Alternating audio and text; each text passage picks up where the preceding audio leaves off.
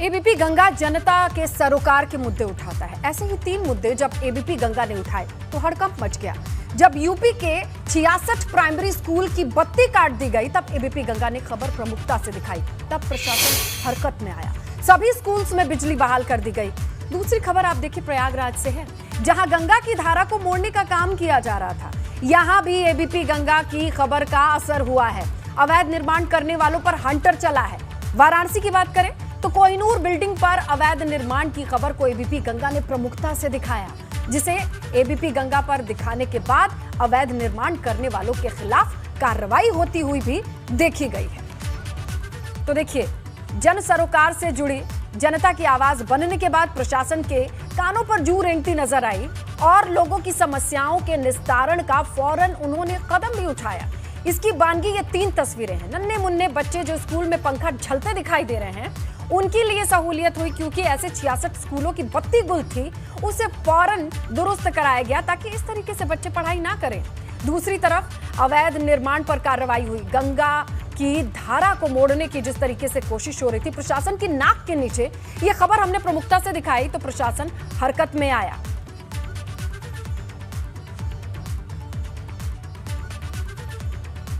हम प्रयागराज की बात कर रहे थे, जहां एबीपी गंगा की खबर का असर हुआ है। झूसी इलाके में खनन माफिया गंगा नदी के बीचों बीच अवैध सड़क बना रहे थे, जिसे एबीपी गंगा ने बड़ी प्रमुखता से खबर दिखाई। तब जाके प्रशासन ने इसे तुड़वा दिया है।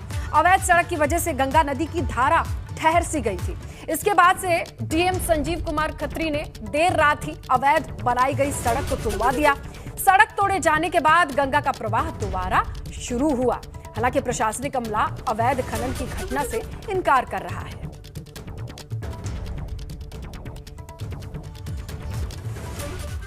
तो देखिए, जहां एबीपी गंगा की खबर का असर हुआ, गंगा की धारा फिर से बह निकली, लेकिन इसके साथ ही कई सवाल भी खड़े होते हैं। मसलन गंगा की धारा को रोकने वाले लोगों पर कब और क्या कार्रवाई होगी। प्रयागराज से जब हमारे संवाददाता ने मोहम्मद मोइन ने सवाल ये पूछे तो ये रिपोर्ट देखिए, उनके आप जवाब क्या है।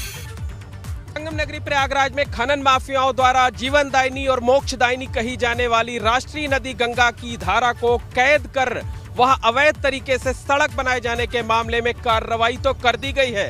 सरकारी अमले ने अवैध तरीके से बनाई गई सड़क को तोड़ दिया है, लेकिन सबसे बड़ा सवाल यह है कि जिन लोगों ने सड़क बनाई, जो लोग खनन करते थे, जिन्होंने गंगा की धारा को कैद किया, गंगा के प्रवाह को रोका, उनके खिलाफ कार्रवाई कब की जाएगी? कार्रवाई की भी जाएगी या जांच के नाम पर मामले को ठंडे बस्ते में डाल दिया जाएगा? उन्हें बचाने की कोशिश तो नहीं की जा रही है। एबीपी गंगा ने इस खबर को प्रमुखता से दिखाया था, उसके बाद सरकारी अमला हरकत में आया।